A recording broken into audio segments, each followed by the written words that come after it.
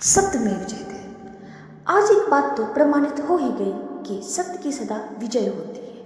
सत्य को लाख छुपाओ, सत्य जब सामने आता है तो झूठे इतिहास की कब्रें भी खोदती जाती है। कुछ इतिहासकारों ने औरंगजेब को धर्मनिरपेक्ष शासक बताया था।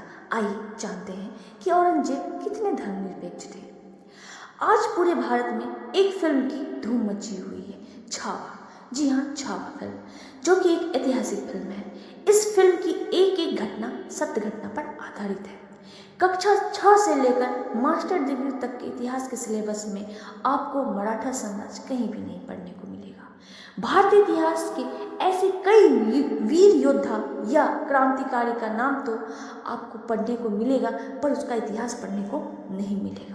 जैसे पृथ्वीराज चौहान, महाराणा प्रताप, शिवाजी, रानी दुर्गावती, रानी नायका देवी, पता नहीं कितने ऐसे क्रांतिकारी वीर योद्धाएं हैं जिनका इतिहास हमें पढ़ने को नहीं मिलता है। पता नहीं कौन ऐसे इतिहासकार थे जिन्होंने अपना कर्तव्य ईमानदारी से नहीं किया। इन्होंने इतिहास का मतलब ही बदल कर रख डाला। चलिए बता दें कि भारत के पहले शिक्षा मंत्री मौलाना आजाद थे। बस इसके आगे मैं इस विषय में कुछ नहीं कहूँगी। आइए जानते हैं आखिर इस फिल्म में किनके बारे में बताया गया है। छत्रपति संभाजी महाराज। जी हाँ, छत्रपति संभाजी महाराज जो छत्रपति शिवाजी के महाराज के बड़े पुत्र थे, भारत के इतिहास के सबसे वीर योद्धाओं में से एक माने जाते हैं। उन्होंने मुगल साम्राज्य के खिलाफ संघर्ष किया और अपने अंतिम समय तक मराठा साम्राज्य की रक्षा की। संभाजी महाराज का संघर्ष और वीरता आगे देखेंगे।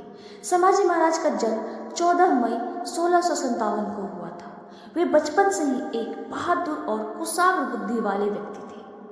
शिवाजी महाराज की मृत्यु के बाद उन्होंने मराठा साम्राज्य की बागडोर संभाली और मुगलों के खिलाफ कई सफल संघर्ष किए। संभाजी महाराज ने औरंगजेब की विशाल सेना के सामने झुकने से इनकार कर दिया। उन्होंने मुगलों के 12 लाख वर्ग किलोमीटर के साम्राज्य को चुनौती दी और दक्षिण भारत में मराठा शक्ति को मजबूत किया। अब देखेंगे कैसे हुए वे मुगलों के बंदी। संभाजी महाराज के विश्वासपात गनोजी सिरके की गद्दारी के कारण 1689 में वे मुगलों के हाथों बंदी बनाए गए। उन्हें औरंगजेब के सामने पेश किया गया, जहां उन्हें धर्म परिवर्तन करने के लिए प्रताड़ित किया गया। अब आगे हम देखते हैं उन पर अत्याचार और उनकी वीरगति। मुगल सेना ने उन पर भयंकर अत्याचार किए। कहा जाता है कि उनके शरीर को लोहे के कांटों से नोचा गया, उनकी आंखें निकालने की कोशिश की गई और उनकी जीभ काट दिए गए। इसके बावजूद उन्होंने इस्लाम स्वीकार नहीं किया। अंत में 11 मार्च 1689 को उनकी निर्मम हत्या कर दी गई। संभाजी महाराज की शहादत मराठाओं के लिए प्रेरणा बनी और आगे चलकर मराठाओं ने मुगलों को परास्त कर दिया।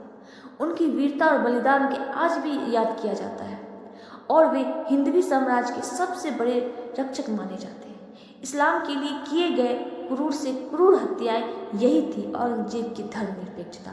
सत्यमेव जयते। अगर मेरे वीडियो आप लोगों को पसंद आए तो लाइक और सब्सक्राइब जरूर करें और कमेंट में हर हर महादेव जरूर लिखें।